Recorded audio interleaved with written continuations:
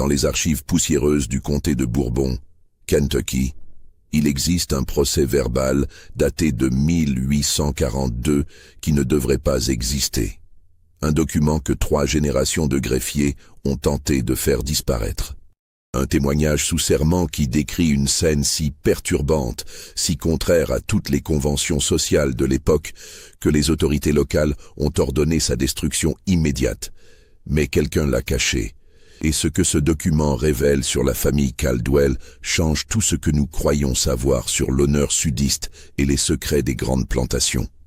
Avant de continuer, abonnez-vous à cette chaîne et commentez en nous disant de quelle ville vous nous écoutez. Cette histoire, comme toutes celles que nous partageons ici, mérite d'être connue. Et maintenant, laissez-moi vous raconter ce qui s'est vraiment passé dans cette plantation isolée du Kentucky, pendant l'été étouffant de 1842. Le Kentucky des années 1840 était une terre de contradictions profondes. Officiellement un État esclavagiste, il se situait à la frontière exacte entre le Nord libre et le Sud sécessionniste. Un équilibre précaire qui rendait chaque famille, chaque propriétaire terrien, intensément conscient de sa position sociale et politique. Dans les collines ondulantes du comté de Bourbon, les plantations de tabac et de chanvre s'étendaient sur des milliers d'hectares, isolées les unes des autres par des forêts denses de chênes et d'érables. C'était un monde clos, où les rumeurs voyageaient lentement et où les secrets pouvaient être enterrés pendant des générations. La plantation Caldwell se trouvait à environ 23 kilomètres au nord-est de Paris, la ville principale du comté. Pour y accéder depuis la route principale, il fallait emprunter un chemin de terre rouge qui serpentait pendant près de 6 kilomètres à travers des bois si épais que même en plein midi, une pénombre verdâtre persistait.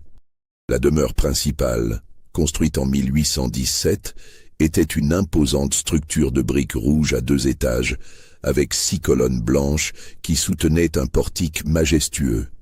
Derrière la maison, alignées en 2 rangées parallèles, se trouvaient 16 cabanes d'esclaves, construites en rondins mal équarris et au toit de bardeaux grisâtres. Thomas Caldwell avait hérité de cette plantation en 1834, à la mort de son père Josiah. À 32 ans, il était considéré comme l'un des hommes les plus riches du comté, possédant 137 esclaves et près de 1200 hectares de terres cultivables. Grand, avec des cheveux châtains soigneusement peignés et une moustache épaisse selon la mode de l'époque, Thomas était respecté par ses pairs pour sa rigueur dans la gestion de sa propriété et sa fidélité aux traditions sudistes. Il était membre du conseil paroissial de l'église presbytérienne de Paris, où sa famille occupait le premier banc depuis 3 générations. En 1838, Thomas avait épousé Eleanor Fairchild, la fille cadette d'un riche marchand de Louisville. Eleanor avait alors 19 ans, 23 ans de moins que son mari. Les témoignages de l'époque la décrivent comme une jeune femme d'une beauté troublante, avec des cheveux noirs comme le charbon qui tombaient en boucles épaisses jusqu'au milieu de son dos, et des yeux d'un vert presque transparent qui semblaient voir à travers les gens. Mais ce qui frappait le plus chez Eleanor, selon les rares descriptions qui nous sont parvenues, c'était son intensité. Une sorte de fièvre intérieure qui transparaissait dans chacun de ses gestes, dans chaque mot qu'elle prononçait. Le mariage avait été arrangé, comme c'était l'usage. Le père d'Eleanor, endetté après de mauvaises spéculations sur le coton, avait besoin de l'alliance avec les Caldwell. Pour Thomas, épouser la fille d'une famille de Louisville renforçait son prestige social. Mais dès le début, quelque chose dans cette union semblait déséquilibré. Les domestiques de la maison principale, 2 femmes esclaves nommées Judith et Rebecca qui travaillaient comme cuisinières et femmes de chambre, racontèrent plus tard que Madame Caldwell passait des heures à errer seule dans la propriété, marchant pieds nus dans la rosée matinale, disparaissant parfois jusqu'au crépuscule, sans que personne ne sache où elle allait. Thomas, absorbé par la gestion de sa plantation, ne semblait pas remarquer l'étrangeté du comportement de sa femme. Il passait ses journées à cheval, inspectant les champs de tabac, négociant avec les marchands de Lexington, participant aux réunions du conseil du comté. Le soir, il se retirait dans son bureau pour tenir ses registres comptables avec une précision maniaque. Il buvait peu, parlait moins encore, et gouvernait sa maison avec la même autorité froide qu'il appliquait à ses esclaves. La structure sociale de la plantation Caldwell reflétait l'ordre rigide de toute l'institution esclavagiste du Sud. Au sommet, Thomas et Eleanor, séparés du reste du monde par un gouffre de privilèges et de pouvoir absolu.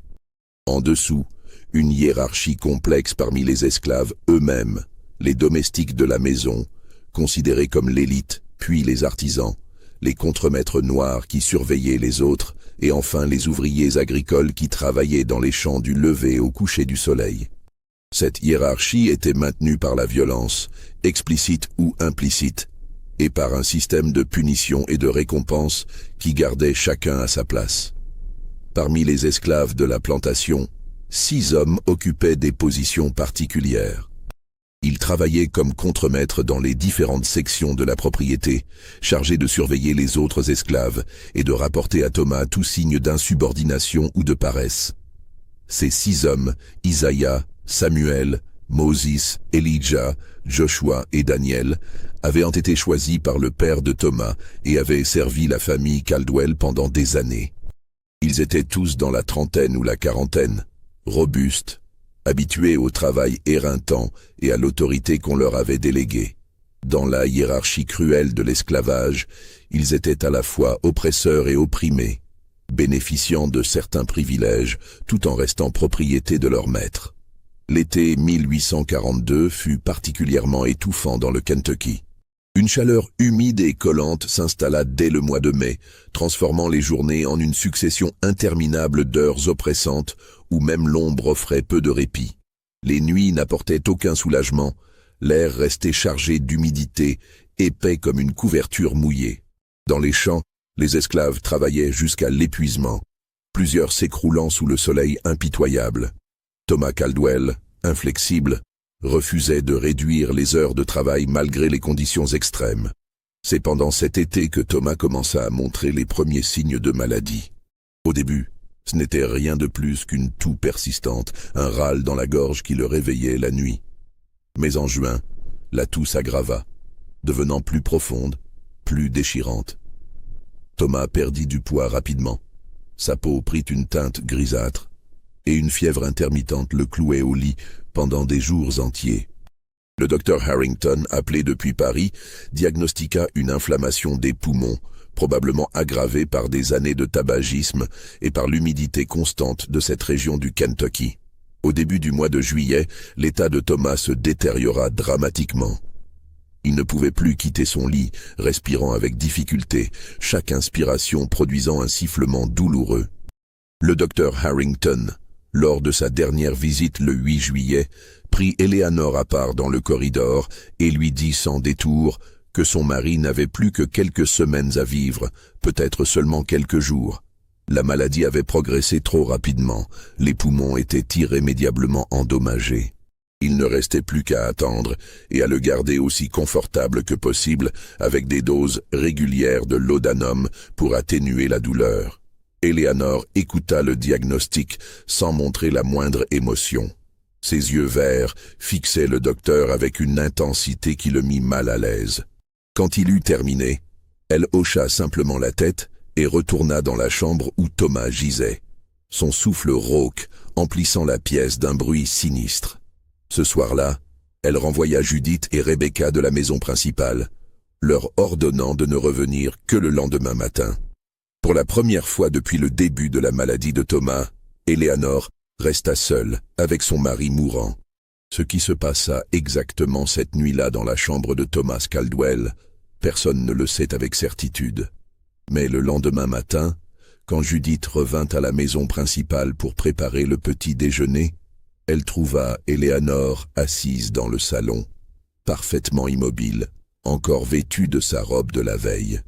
Son visage était pâle, ses yeux fixaient un point invisible devant elle. Quand Judith lui demanda si elle avait besoin de quelque chose, Eleanor ne répondit pas immédiatement. Puis, d'une voix étrangement calme, elle dit simplement « Appelle Isaiah, Samuel, Moses, Elijah, Joshua et Daniel. Dis-leur de venir à la maison principale, immédiatement. » Judith, déconcertée par la requête inhabituelle, obéit néanmoins. Dans le monde de la plantation, les ordres de la maîtresse n'étaient pas questionnés. Elle se rendit aux cabanes des contremaîtres et transmit le message. Les 6 hommes, surpris d'être convoqués ensemble à la maison principale, se regardèrent avec inquiétude.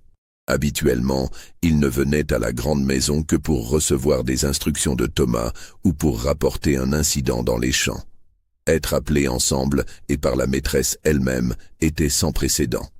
Ils arrivèrent vers 9 heures du matin. Le soleil était déjà haut, promettant une autre journée de chaleur écrasante. Éléanore les attendait sur le portique, sa silhouette se découpant contre la porte blanche de la maison. Elle portait une robe légère de couleur crème. Ses cheveux noirs étaient défaits et tombaient librement sur ses épaules.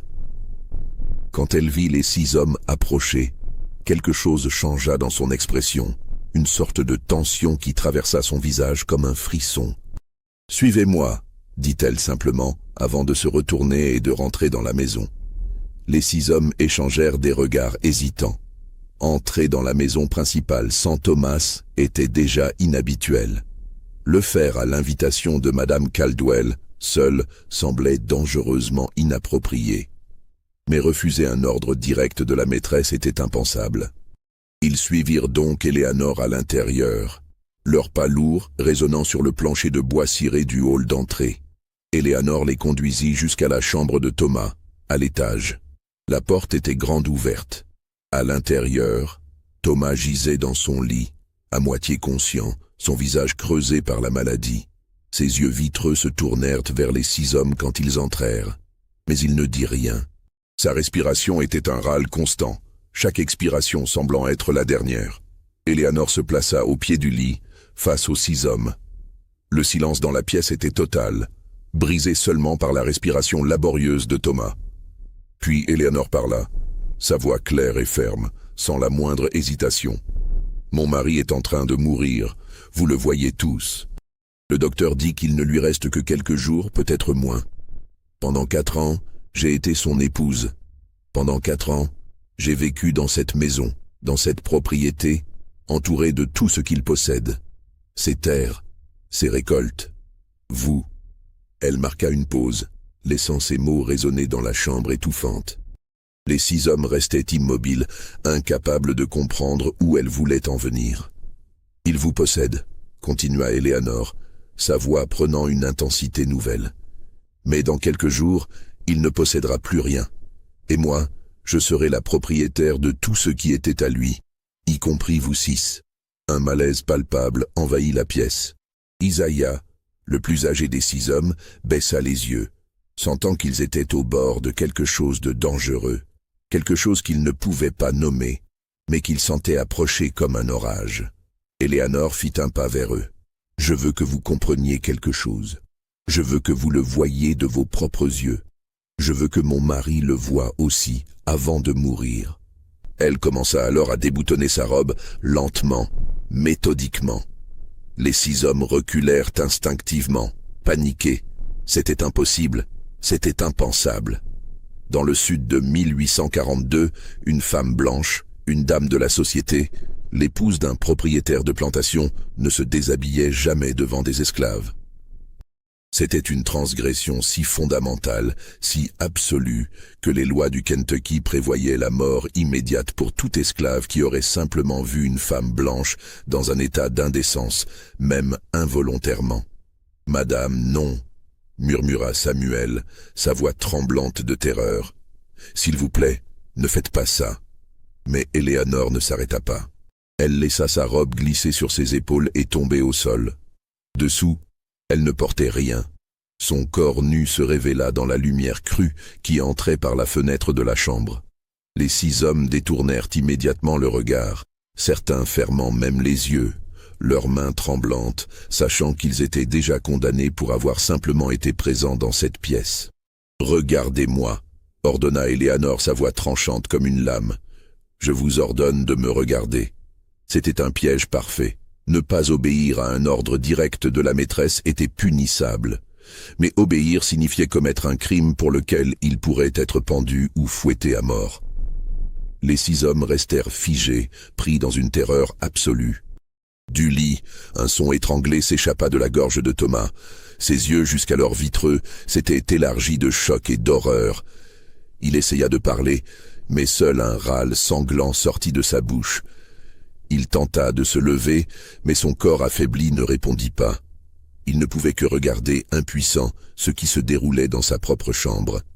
Ce qui suivit est décrit dans le témoignage de Judith, la cuisinière, qui fut interrogée 3 mois plus tard par un juge du comté. Selon son récit, elle entendit des cris venant de la chambre du maître vers 10 heures ce matin-là. Des cris aigus, désespérés, qui ne ressemblaient à rien qu'elle avait entendu auparavant. Puis un silence long et oppressant. Judith, terrorisée, n'osa pas monter voir ce qui se passait. Elle resta dans la cuisine, les mains tremblantes, priant pour que tout cela ne soit qu'un cauchemar. Vers midi, Eleanor descendit l'escalier. Elle était habillée, ses cheveux soigneusement coiffés, son visage calme et composé. Elle demanda à Judith de préparer le déjeuner et de le servir dans la salle à manger. Puis elle ajouta d'un ton détaché: « Monsieur Caldwell est décédé ce matin. Envoie quelqu'un chercher le docteur Harrington et le pasteur. » Judith resta pétrifiée, morte. Le maître était mort. Mais quelque chose, dans la manière dont Madame Caldwell avait annoncé la nouvelle, dans son calme absolu, dans l'absence totale d'émotion dans sa voix, glaça Judith jusqu'aux os. « Et les hommes, madame ?» demanda Judith, sa voix à peine un murmure. « Isaiah et les autres ?» Eleanor la regarda avec ses yeux verts transparents, et Judith vit quelque chose dans ce regard qui la fit reculer d'un pas. « Ils sont partis, » dit Eleanor simplement. « Je leur ai donné leur liberté. Ils ont quitté la plantation ce matin. » C'était un mensonge. Judith le savait. Elle avait été à la plantation toute la matinée. Elle n'avait vu personne partir, mais elle ne dit rien. Comment aurait-elle pu? Dans le monde où elle vivait, contredire la maîtresse était impossible. Le docteur Harrington arriva en fin d'après-midi. Il examina le corps de Thomas Caldwell et conclut que la mort était due à l'insuffisance pulmonaire, exactement comme il l'avait prédit. Il nota l'heure approximative du décès vers 10 heures du matin et signa le certificat de décès sans poser de questions. Le pasteur Whitfield vint ensuite, offrant ses condoléances à Eleanor et organisant les funérailles pour le surlendemain. Thomas Caldwell fut enterré dans le cimetière familial, à l'arrière de la propriété, sous un grand chêne. Les funérailles furent suivies par une 50aine de personnes, propriétaires terriens, marchands et membres de l'église presbytérienne. Eleanor, vêtue de noir, resta silencieuse pendant toute la cérémonie, son visage caché derrière un voile épais. Personne ne remarqua rien d'inhabituel. Une veuve en deuil, un homme respecté, emporté trop jeune par la maladie. Une histoire tragique mais banale. Mais dans les jours qui suivirent à l'enterrement, des rumeurs commencèrent à circuler parmi les esclaves de la plantation. Isaiah, Samuel, Moses, Elijah, Joshua et Daniel avaient disparu. Aucun d'eux n'avait été vu depuis le matin de la mort du maître.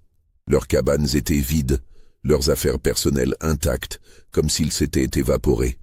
Eleanor avait dit qu'elle leur avait donné leur liberté, mais il n'y avait aucun document, aucune trace écrite de cette libération. Et surtout, aucun des 6 hommes n'avait dit au revoir à qui que ce soit. Ils avaient simplement disparu.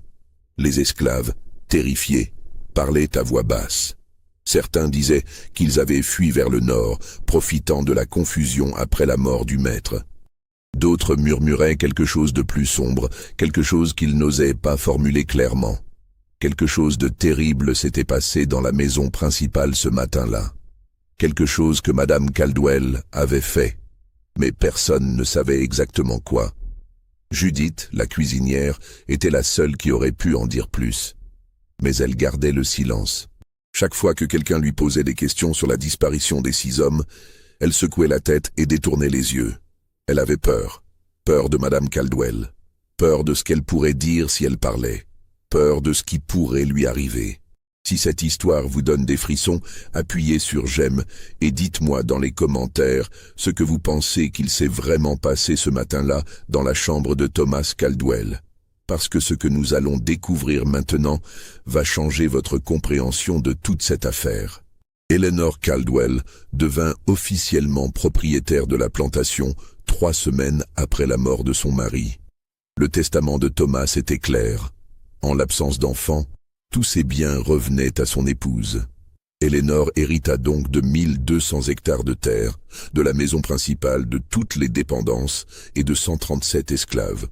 Elle devint, du jour au lendemain, l'une des femmes les plus riches du comté de Bourbon. Mais le comportement d'Eleanor après avoir pris possession de la plantation alarma rapidement ses voisins et les notables de Paris. Elle refusait de recevoir des visites, ne participait plus aux offices religieux et ne répondait pas aux invitations des autres propriétaires terriens. Elle restait enfermée dans la plantation, n'en sortant jamais. Quand des hommes d'affaires venaient la voir pour discuter de la vente du tabac ou pour proposer des accords commerciaux, elle les recevait froidement, répondant par monosyllabes, les congédiant rapidement. Plus troublant encore, Eleanor avait commencé à vendre ses esclaves. Au cours des 2 mois suivant la mort de Thomas, elle vendit près de 80 esclaves à des marchands itinérants, acceptant souvent des prix bien inférieurs à la valeur du marché. Les acheteurs, surpris par cette générosité inhabituelle, ne posèrent pas de questions. Mais les esclaves qui restaient sur la plantation étaient de plus en plus nerveux. Pourquoi madame vendait-elle autant de gens? Pourquoi si vite? Et surtout, qui serait vendu ensuite? Judith et Rebecca, les 2 domestiques de la maison, remarquèrent d'autres changements inquiétants. Eleanor avait fait condamner la chambre où Thomas était mort. Elle avait fait clouer la porte, interdisant à quiconque d'y entrer. Mais ce qui troublait le plus les 2 femmes, c'était qu'Eleanor passait des heures devant cette porte close, assise sur une chaise dans le corridor, fixant les planches de bois qui bloquaient l'entrée. Elle ne disait rien. Elle ne bougeait presque pas. Elle restait là, immobile, comme si elle attendait quelque chose ou écoutait quelque chose que personne d'autre ne pouvait entendre. Elle dormait maintenant dans une petite chambre au rez-de-chaussée, à peine meublée, un espace qui avait autrefois servi de débarras. Elle avait refusé d'utiliser l'une des chambres d'invités confortables à l'étage, préférant cette pièce étroite avec une seule fenêtre donnant sur les écuries. Rebecca remarqua qu'Eleanor ne dormait presque jamais vraiment. Chaque fois qu'elle passait devant la chambre la nuit, elle voyait de la lumière sous la porte. Et parfois, très tard, elle entendait Eleanor marcher d'un bout à l'autre de la petite pièce, encore et encore, pendant des heures. Les heures diurnes n'étaient guère plus normales. Eleanor passait son temps assise dans le salon, regardant par la fenêtre sans dire un mot. Mais ce n'était pas le regard absent d'une personne perdue dans ses pensées. C'était quelque chose de plus intense, de plus concentré. Judith avait l'impression qu'Eleanor surveillait quelque chose, qu'elle guettait quelque chose au-delà de ce que les yeux ordinaires pouvaient voir. Parfois, Rebecca l'entendait parler seule, murmurant des phrases incompréhensibles dans la bibliothèque où Eleanor s'enfermait pendant des heures. Les mots étaient trop bas pour être distingués clairement, mais le rythme était étrange, presque comme une incantation ou une prière, répétée encore et encore avec une régularité hypnotique. Une fois, Rebecca osa entr'ouvrir légèrement la porte pour voir ce qui se passait. Eleanor était debout face aux étagères de livres, ses mains posées à plat contre le mur, sa tête penchée en avant, murmurant sans arrêt. Rebecca referma rapidement la porte, le cœur battant, terrifié, sans savoir exactement pourquoi. Une autre nuit, en passant près du salon vers 3 heures du matin, Rebecca vit Eleanor debout face à la fenêtre, complètement immobile. La lune était pleine cette nuit-là, et sa lumière argentée illuminait la silhouette d'Eleanor, transformant ses cheveux noirs en une masse d'ombre qui semblait flotter autour de sa tête. Rebecca s'arrêta, retenant son souffle, observant. Eleanor ne bougeait pas. Pas du tout. Elle était si immobile qu'on aurait dit une statue. Puis, soudain, un son s'échappa de la gorge d'Eleanor. Un rire. Mais ce n'était pas un rire normal. C'était un son aigu, presque enfantin, mais avec quelque chose de cassé dedans, quelque chose qui faisait penser à du verre brisé raclant sur de la pierre. Le rire dura plusieurs secondes, puis s'arrêta aussi brusquement qu'il avait commencé. Eleanor resta immobile encore quelques instants, puis se retourna lentement. Rebecca, paniquée, s'enfuit dans le corridor, son cœur cognant si fort qu'elle crut qu'il allait éclater. Elle ne parla jamais à personne de ce qu'elle avait entendu cette nuit-là. Comment aurait-elle pu expliquer ce rire? Comment aurait-elle pu décrire cette sensation de terreur pure qui l'avait envahie? Les repas d'Eleanor devinrent également une source d'inquiétude. Elle mangeait très peu, refusant la plupart des plats que Judith préparait. Mais ce qu'elle mangeait était étrange. Elle demandait des aliments spécifiques, des combinaisons qui n'avaient aucun sens. Du pain noir avec du miel et du vinaigre, des œufs crus mélangés avec du sucre et du sel. Une fois, elle demanda à Judith de lui préparer un bouillon fait uniquement d'os et d'herbes amères, qu'elle but lentement, ses yeux fermés, comme si elle savourait quelque chose que personne d'autre ne pouvait goûter. Plus troublant encore était son comportement envers les esclaves restants. Avant la mort de Thomas, Eleanor avait rarement interagi directement avec eux. Maintenant, elle passait des heures à les observer travailler dans les champs. Elle sortait de la maison tôt le matin et marchait le long des rangées de tabac, s'arrêtant de temps en temps pour regarder fixement un esclave particulier. Elle ne disait rien. Elle se contentait de regarder, ses yeux verts, scrutant le visage de la personne avec une intensité déconcertante. Les esclaves, terrifiés par cette attention, baissaient les yeux et continuaient à travailler, priant pour qu'elle passe à quelqu'un d'autre. Un jeune homme nommé Benjamin, qui travaillait comme palefrenier, raconta plus tard à Judith une expérience particulièrement troublante. Un matin, alors qu'il nettoyait les écuries, il sentit qu'on le regardait. Il se retourna et vit Madame Caldwell debout à l'entrée, immobile, l'observant.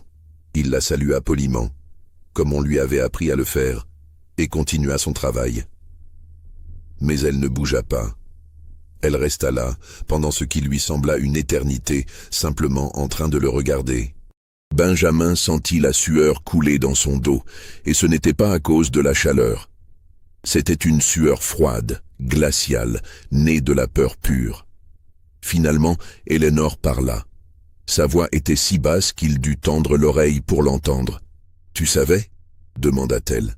Benjamin, confus, secoua la tête. « Je ne comprends pas, madame. » « Tu savais ce qu'ils ont fait, Isaiah et les autres? Tu savais ce qui s'est passé ce jour-là » Benjamin sentit son sang se glacer. Comment pouvait-il répondre à cela? Que savait-il vraiment? Seulement des rumeurs, des chuchotements dans l'obscurité. « Non, madame, » murmura-t-il, « je ne sais rien. » Eleanor le fixa encore quelques secondes, puis hocha lentement la tête. « Bien, » dit-elle, « c'est mieux ainsi. Ceux qui savent ne vivent pas longtemps ici. » Et puis elle se retourna et s'éloigna, laissant Benjamin tremblant dans l'écurie, le cœur battant à tout rompre. En septembre 1842, un homme nommé Silas Thatcher, propriétaire d'une plantation voisine à environ 15 kilomètres au sud, rendit visite à Eleanor. Thatcher était un homme dans la quarantaine, veuf depuis 2 ans, et cherchait à se remarier. Il venait proposer une alliance. En épousant Eleanor, il pourrait gérer la plantation Caldwell et unir leurs propriétés, créant ainsi l'une des plus grandes exploitations du comté. C'était, de son point de vue, une proposition raisonnable et mutuellement avantageuse. Eleanor le reçut dans le salon. Thatcher, confiant, présenta son offre avec éloquence. Il parla des bénéfices économiques, de la respectabilité sociale que cela apporterait à Eleanor, de la sécurité qu'elle trouverait dans un nouveau mariage. Il parla pendant près de 20 minutes, exposant tous les arguments qu'il avait préparés. Quand il eut terminé, Eleanor le regarda en silence pendant un long moment. Puis elle sourit. Ce n'était pas un sourire chaleureux ou amical. C'était un sourire froid, presque cruel, qui ne touchait pas ses yeux. « Monsieur Thatcher, » dit-elle d'une voix douce mais ferme, « laissez-moi vous raconter quelque chose. Pendant 4 ans, j'ai été la propriété d'un homme. Pendant 4 ans, j'ai vécu dans cette maison comme un meuble décoratif, sans voix, sans choix, sans existence, en dehors de ce que mon mari décidait pour moi. Et maintenant que je suis enfin libre, vous venez me proposer de devenir à nouveau la propriété d'un homme? Vous pensez vraiment que je vais accepter? Thatcher, décontenancé, balbutia une réponse. Madame Caldwell, je ne voulais pas vous offenser. Je pensais simplement que... Sortez, l'interrompit Eleanor, sa voix devenant tranchante. Sortez de ma maison, et ne revenez jamais. Thatcher partit, furieux et humilié. Mais en sortant de la propriété, quelque chose attira son attention. Près des écuries, il y avait une zone de terre fraîchement retournée, un grand rectangle d'environ 6 mètres de long et 3 de large. La terre était plus sombre que celle environnante, comme si elle avait été récemment remuée puis tassée. Des mauvaises herbes commençaient à pousser dessus, mais pas assez pour dissimuler complètement la perturbation. Thatcher trouva cela étrange. Pourquoi quelqu'un aurait-il retourné autant de terre près des écuries? Ce n'était pas le bon endroit pour un jardin. Ce n'était pas non plus l'emplacement logique pour une construction. Il pensa poser la question à l'un des esclaves qu'il croisa en partant, mais quelque chose dans l'expression terrifiée de l'homme le dissuada. Il quitta la plantation, mal à l'aise, avec l'impression troublante qu'il venait d'entrevoir quelque chose qu'il n'aurait pas dû voir. Au cours des semaines suivantes, Silas Thatcher ne put se défaire de son malaise. La zone de terre retournée près des écuries hantait ses pensées. Plus il y réfléchissait, plus cela lui semblait suspect. Il se rappelait les rumeurs qui circulaient sur la disparition des 6 contremaîtres de Caldwell. Il se souvenait du comportement étrange d'Eleanor. Et maintenant, cette terre fraîchement remuée, Thatcher en parla à quelques amis proches, d'autres propriétaires terriens du comté. Au début, ils ne prirent pas ses soupçons au sérieux. Des esclaves qui disparaissaient? Cela arrivait tout le temps. Ils fuyaient vers le nord, ou mouraient de maladie, ou étaient vendus discrètement. Ce n'était pas inhabituel. Et quant à la terre retournée, il pouvait y avoir 100 explications innocentes. Mais Thatcher insista. Il y avait quelque chose de profondément anormal dans toute cette situation. Eleanor Caldwell avait changé de manière trop radicale après la mort de son mari. Sa vente frénétique d'esclaves, son isolement complet, son refus de toute interaction sociale, tout cela pointait vers quelque chose de plus sombre qu'un simple deuil. Finalement, en octobre 1842, Thatcher et 3 autres propriétaires décidèrent d'en parler au shérif du comté, un homme nommé Augustus Pemberton. Pemberton écouta leurs préoccupations avec un scepticisme évident. Il connaissait bien la famille Caldwell. Thomas avait été un homme respecté, un pilier de la communauté. L'idée que sa veuve puisse être impliquée dans quelque chose de criminel lui semblait absurde. Mais Thatcher était insistant, et il était un homme influent. Pemberton ne pouvait pas simplement ignorer ces accusations. Il promit donc d'enquêter de manière discrète, pour éviter de créer un scandale inutile. Le 23 octobre, le shérif Pemberton se rendit à la plantation Caldwell, accompagné de son adjoint, un jeune homme nommé William Hartley. Ils arrivèrent en début d'après-midi, sous prétexte de faire une visite de courtoisie à Madame Caldwell. Eleanor les reçut avec une politesse glaciale, les faisant asseoir dans le salon et leur offrant du thé. Pemberton observa Eleanor attentivement pendant qu'ils parlèrent de banalités. Elle était calme, contrôlée, ne montrant aucun signe de nervosité. Mais il y avait quelque chose dans ses yeux, une froideur, une distance, qui le mit mal à l'aise. Ce n'était pas le regard d'une veuve en deuil. C'était le regard de quelqu'un qui observait le monde de très loin, comme un spectateur détaché. Après quelques minutes de conversation polie, Pemberton aborda le sujet délicat. « Madame Caldwell, j'ai entendu dire que plusieurs de vos esclaves ont disparu peu après la mort de votre mari. 6 hommes, je crois. Isaiah, Samuel, Moses, Elijah, Joshua et Daniel. Est-ce exact ?» Eleanor ne s'y a pas. « Ils ont été libérés, dit-elle calmement.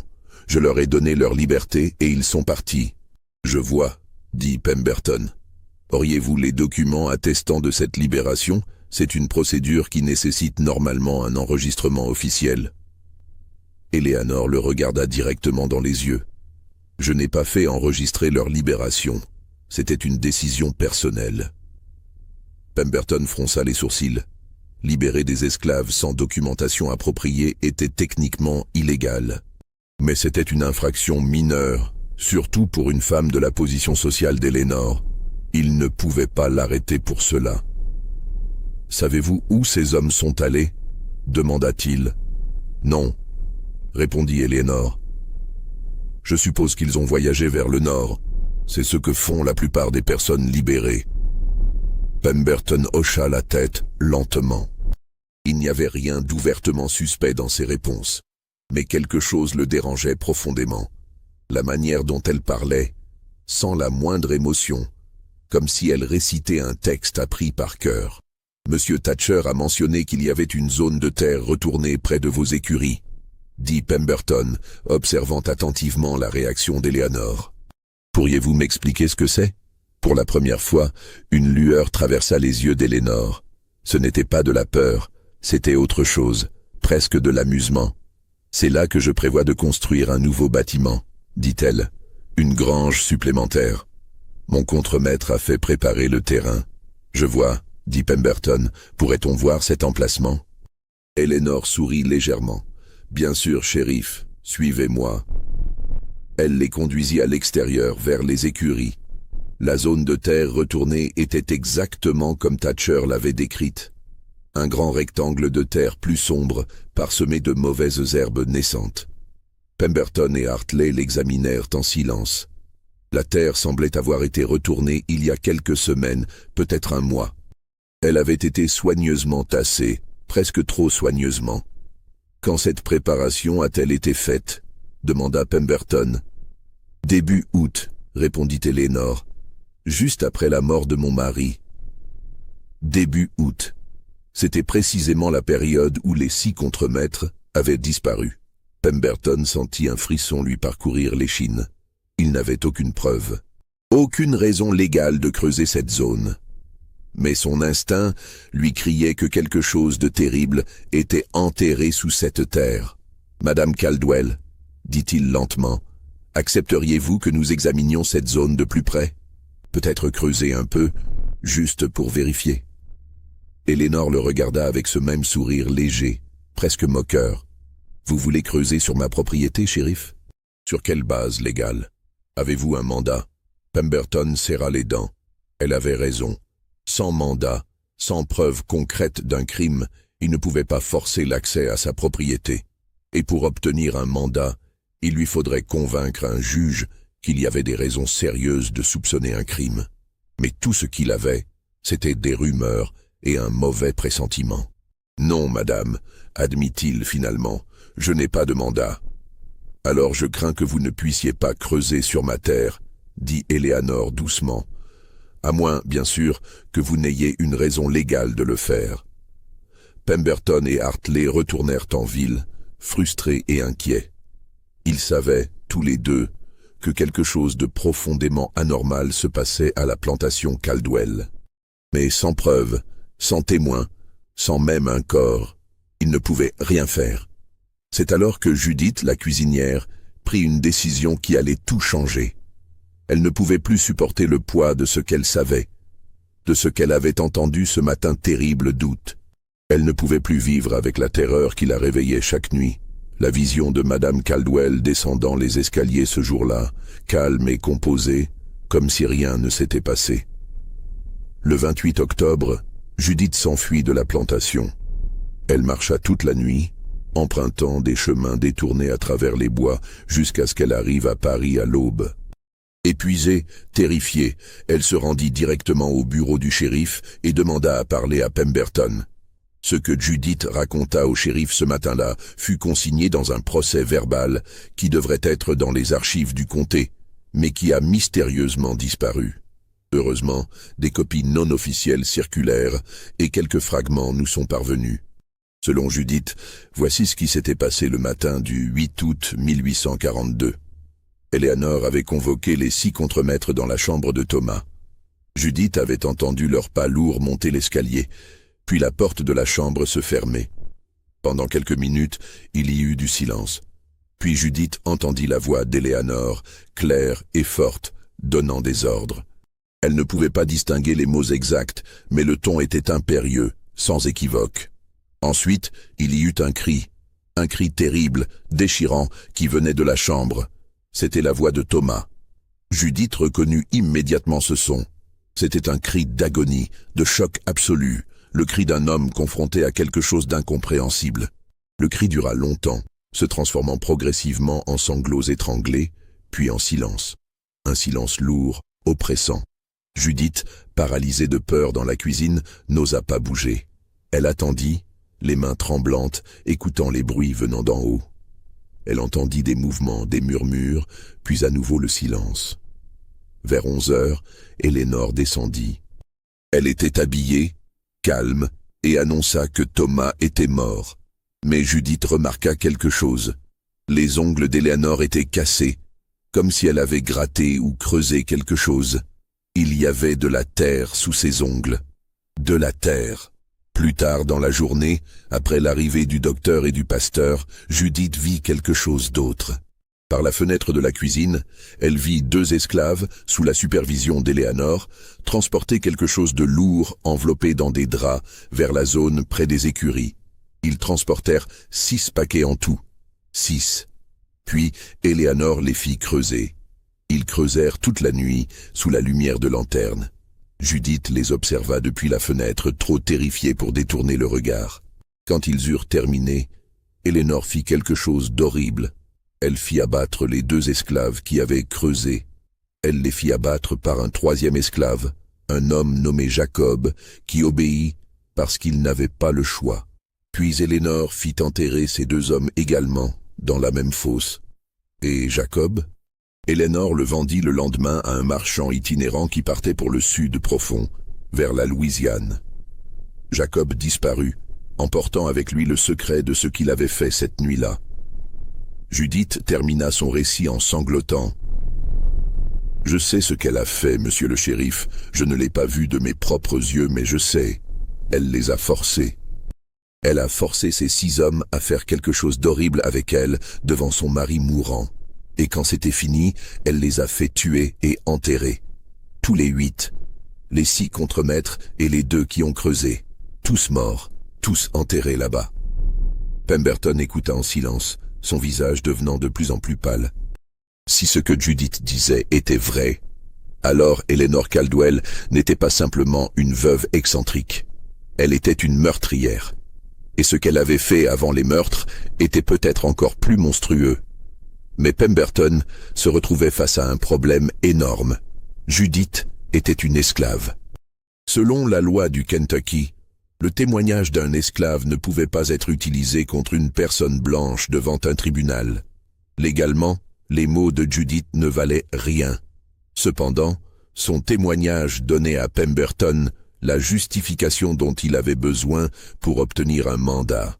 Il se rendit immédiatement chez le juge Cornelius Brennan et lui exposa la situation. Brennan, choqué par les accusations, émit un mandat autorisant Pemberton à fouiller la propriété Caldwell et à exhumer la zone près des écuries. Le 30 octobre 1842, Pemberton retourna à la plantation avec 6 hommes et des pelles. Eleanor les reçut sur le portique, son visage toujours calme, ses yeux verts observant le groupe sans la moindre trace de peur. « Shérif Pemberton, dit-elle d'une voix douce, quelle surprise! Que me vaut cet honneur ?» Pemberton lui tendit le mandat. « Madame Caldwell, nous avons l'autorisation de fouiller votre propriété. Plus spécifiquement, la zone de terre retournée près de vos écuries. » Eleanor prit le document et le lut lentement. Puis, elle leva les yeux vers Pemberton et sourit. Ce sourire glaça le sang du shérif. Ce n'était pas le sourire d'une femme effrayée ou même en colère. C'était le sourire de quelqu'un qui savait quelque chose que les autres ignoraient. « Faites ce que vous devez faire, shérif, » dit-elle simplement, avant de retourner dans la maison. Pemberton et ses hommes se rendirent à la zone près des écuries. Ils commencèrent à creuser, leurs pelles mordant dans la terre sombre. Ils creusèrent pendant des heures, sous le soleil déclinant d'octobre. La terre était compacte, tassée avec soin, et le travail était éreintant. L'air était devenu lourd, chargé d'humidité, et des nuages gris s'accumulaient à l'horizon, promettant de la pluie. À mesure qu'ils creusaient, une odeur commença à s'élever de la terre, Au début, c'était à peine perceptible, juste une légère note de décomposition mêlée à l'odeur de terre humide.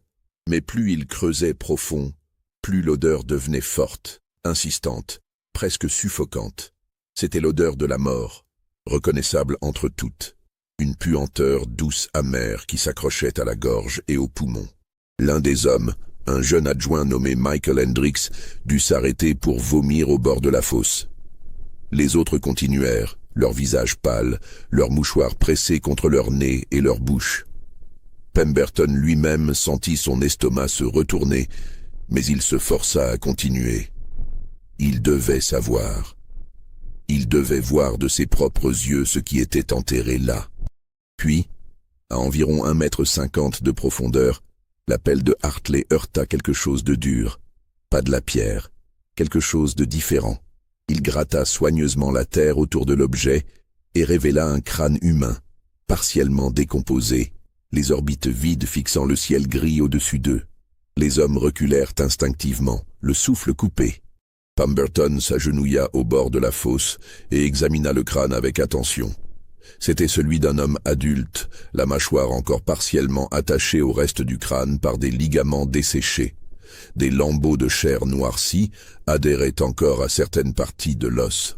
« Continuez », ordonna Pemberton, sa voix rauque. « Dégagez tout. Mais faites attention. Nous devons documenter exactement ce que nous trouvons. » Ils continuèrent à creuser avec plus de précaution maintenant, utilisant leurs mains autant que leurs outils pour dégager soigneusement la terre. Ce qu'ils découvrirent les remplit d'horreur. Des os humains, beaucoup d'os, mais pas en désordre, comme on aurait pu s'y attendre dans une fosse commune hâtive. Non. Ils étaient arrangés avec soin, selon un motif délibéré qui devint de plus en plus évident à mesure qu'ils les dégageaient. 8 squelettes complets, 8 corps qui avaient été placés dans cette fosse avec une précision troublante. Au fond, 6 squelettes étaient disposés en cercle parfait, leurs têtes pointant vers l'extérieur, leurs pieds se touchant presque au centre.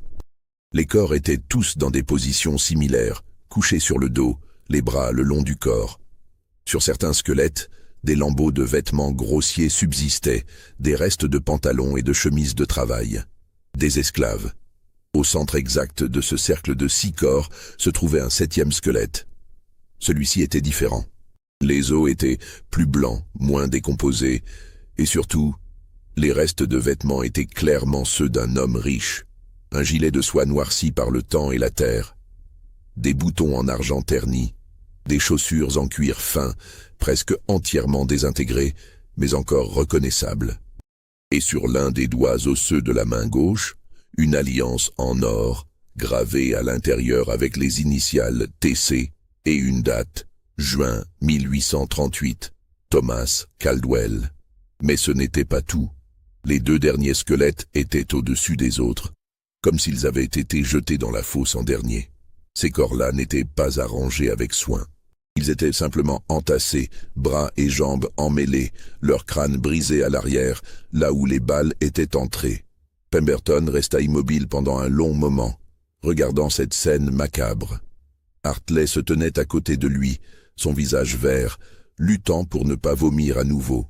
Les autres hommes s'étaient écartés de la fosse, certains priant à voix basse, d'autres détournant simplement le regard. « Mon Dieu !» murmura Hartley. « Qu'est-ce qu'elle a fait? Qu'est-ce qu'elle leur a fait ?» Pemberton ne répondit pas immédiatement. Il essayait de comprendre ce qu'il voyait. Ce n'était pas une simple fosse commune. Ce n'était pas le résultat d'une tuerie chaotique. C'était quelque chose de calculé, de planifié, avec une précision terrifiante.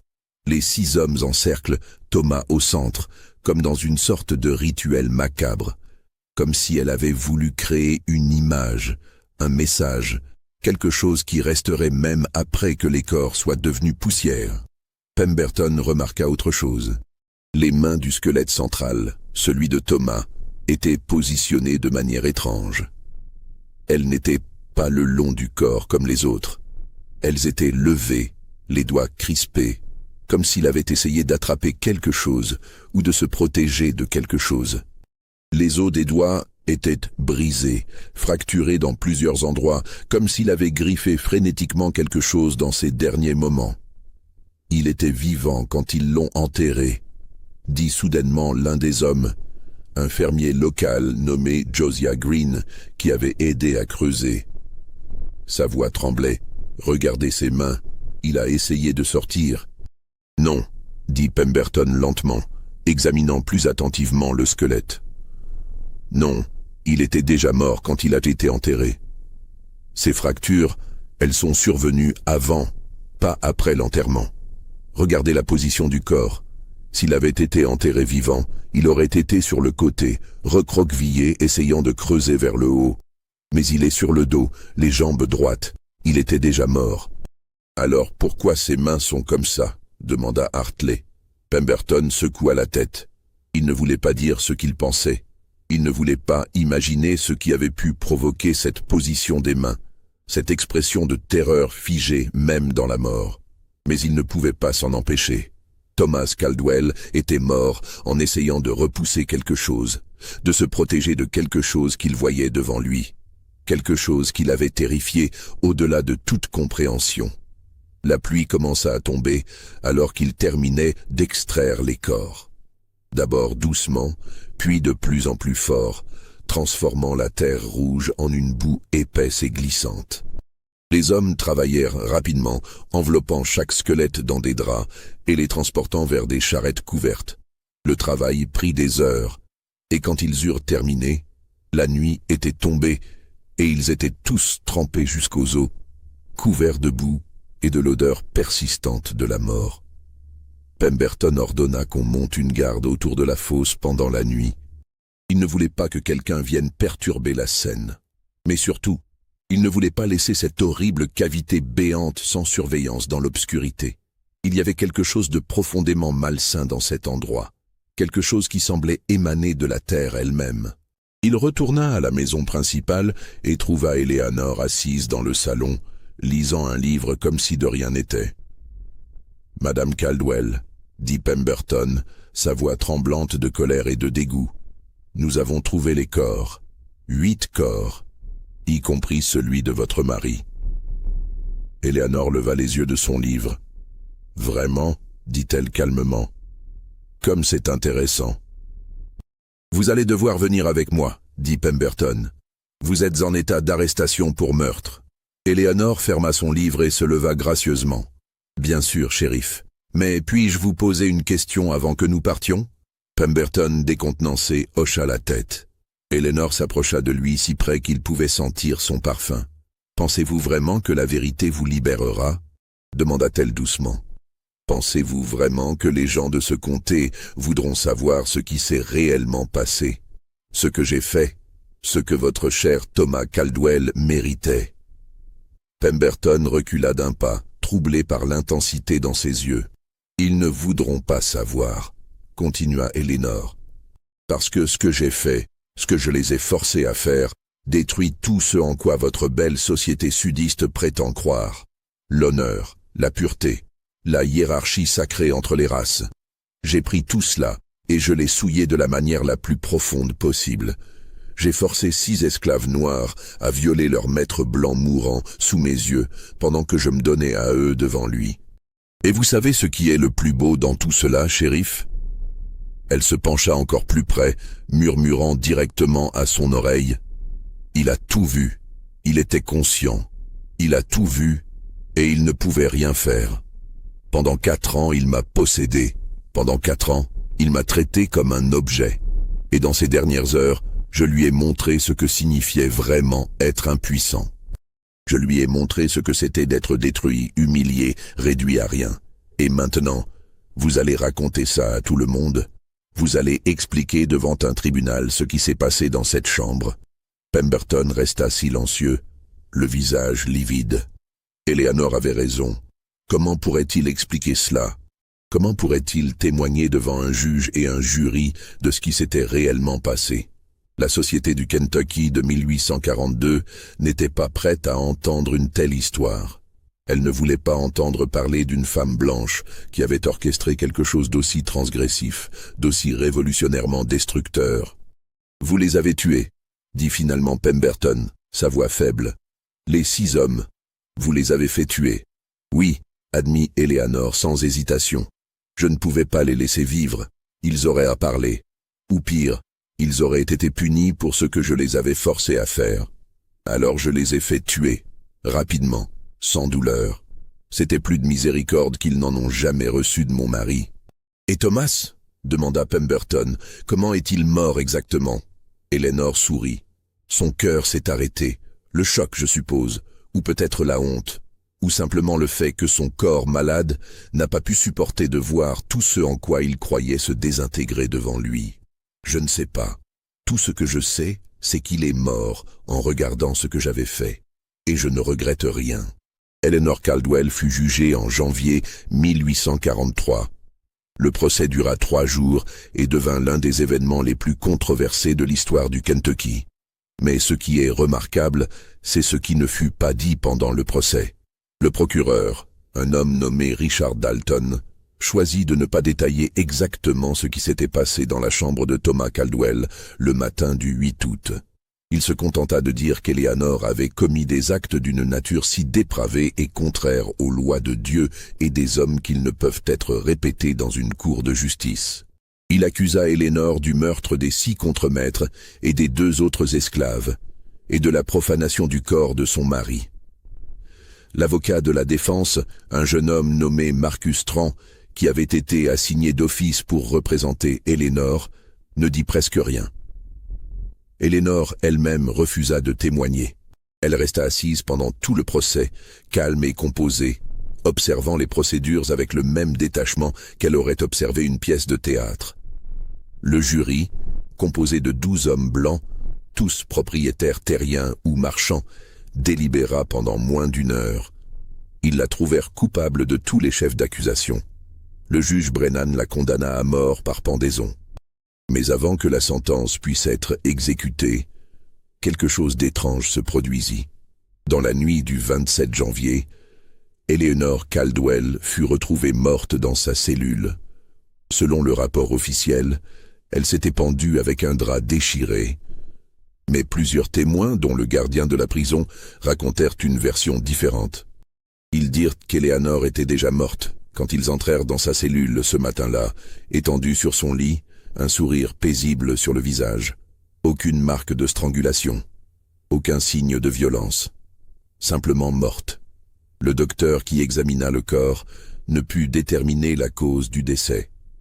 Il nota seulement que son cœur s'était arrêté pendant la nuit pour des raisons inconnues. Eleanor Caldwell fut enterrée dans une tombe anonyme, loin du cimetière familial des Caldwell. Les autorités du comté voulaient que son histoire soit oubliée, effacée de l'histoire locale. Ils scellèrent les archives du procès, ordonnèrent la destruction du procès-verbal original contenant le témoignage de Judith et interdirent aux journaux locaux de mentionner les détails de l'affaire. La plantation Caldwell fut vendue aux enchères. Silas Thatcher l'acheta pour une fraction de sa valeur. Il fit démolir la maison principale et construire une nouvelle demeure à 1 kilomètre de là. La zone près des anciennes écuries, où les 8 corps avaient été enterrés, fut laissée à l'abandon, progressivement envahie par les mauvaises herbes et les arbustes. Judith, la cuisinière qui avait témoigné contre Eleanor, disparut également. Certains dirent qu'elle avait été vendue vers le sud. D'autres affirmèrent qu'elle avait fui vers le nord via le chemin de fer clandestin. Personne ne sut jamais avec certitude ce qu'il était advenu d'elle. Pendant des décennies, l'histoire d'Eleanor Caldwell ne fut rien de plus qu'une rumeur chuchotée, un scandale dont on ne parlait qu'à voix basse, et même alors, jamais en détail. Les familles respectables du comté de Bourbon préféraient prétendre que cela ne s'était jamais produit. Mais en 1908, 66 ans après les événements, un historien local nommé James Whitfield découvrit une copie du procès-verbal original dans les papiers personnels d'un greffier décédé. Il publia un article dans un journal académique, détaillant pour la première fois ce qui s'était réellement passé à la plantation Caldwell. L'article provoqua un scandale. Des descendants de familles impliquées dans l'affaire menacèrent Whitfield de poursuites judiciaires. L'université où il enseignait lui demanda de ne plus jamais mentionner cette histoire. Mais c'était trop tard. L'histoire était sortie. Et voici ce que Whitfield avait découvert dans ce document. Quelque chose que même le procès de 1843 n'avait pas révélé complètement. Eleanor n'avait pas agi impulsivement ce matin d'août. Elle avait tout planifié. Pendant des semaines, pendant que Thomas était malade, elle avait préparé ce moment. Elle avait choisi les 6 contremaîtres spécifiquement parce qu'ils étaient les hommes en qui Thomas avait le plus confiance, ceux qu'il considérait comme les plus loyaux. Elle voulait que ce soit eux. Elle voulait que Thomas voie ses propres esclaves, ses propres propriétés, utilisées pour le détruire. Elle avait calculé le timing exactement. Elle savait que Thomas était trop faible pour bouger, mais encore suffisamment conscient pour comprendre ce qui se passait. Elle voulait qu'il soit conscient. Elle voulait qu'il voie tout. Et ce qu'elle avait forcé les 6 hommes à faire, elle les avait forcés sous la menace de mort non seulement pour eux, mais pour leur famille. Isaiah avait une femme et 3 enfants. Samuel en avait 2. Moses, Elijah, Joshua et Daniel, tous avaient des proches sur la plantation. Eleanor leur avait dit clairement, « Obéissez, ou regardez vos familles être vendues séparément vers les plantations les plus brutales du sud profond. » Alors, ils avaient obéi, parce qu'ils n'avaient pas le choix, parce que dans le monde où ils vivaient, ils n'avaient jamais eu de choix. Et quand c'était fini, quand Thomas était mort, le cœur éclaté par le choc et l'humiliation, Eleanor les avait fait tuer. Rapidement, elle avait dit à Pemberton, sans douleur. Mais était-ce vrai? Ou était-ce simplement ce qu'elle voulait croire? Les 2 esclaves qui avaient creusé la fosse, ceux qui avaient enterré les 6 contremaîtres et le corps de Thomas, avaient également été tués. Et Jacob, celui qui avait été forcé de les abattre, avait été vendu immédiatement et avait disparu dans les profondeurs du sud esclavagiste, emportant avec lui le dernier témoignage direct de ce qui s'était passé. Eleanor avait effacé toutes les traces, ou presque. Whitfield conclut son article avec une question troublante. Était-ce un acte de vengeance, de folie, ou quelque chose de plus complexe, quelque chose que nous ne comprenons pas encore complètement? Était-ce la rébellion ultime d'une femme opprimée? Ou l'acte d'un monstre qui avait utilisé sa propre oppression pour justifier l'oppression et la destruction d'autres personnes encore plus vulnérables qu'elle? Il n'y a pas de réponse facile. Il n'y a jamais eu de réponse facile. Ce qui est certain, c'est que 9 personnes sont mortes à cause d'Eleanor Caldwell. 6 hommes esclaves qui n'avaient jamais eu de liberté. 2 autres esclaves dont nous ne connaissons même pas les noms, et Thomas Caldwell lui-même, qui mourut en voyant son monde s'effondrer autour de lui. Alors, croyez-vous que toute la vérité a été révélée? Croyez-vous que nous comprenons vraiment ce qui s'est passé dans cette chambre ce matin d'août 1842? Commentez ci-dessous ce que vous pensez. Abonnez-vous à la chaîne pour plus d'histoires comme celle-ci et partagez cette vidéo avec quelqu'un qui aime les mystères sombres et les secrets historiques. Parce que l'histoire d'Eleanor Caldwell nous rappelle quelque chose d'important. Les monstres ne sont pas toujours ceux que nous pensons.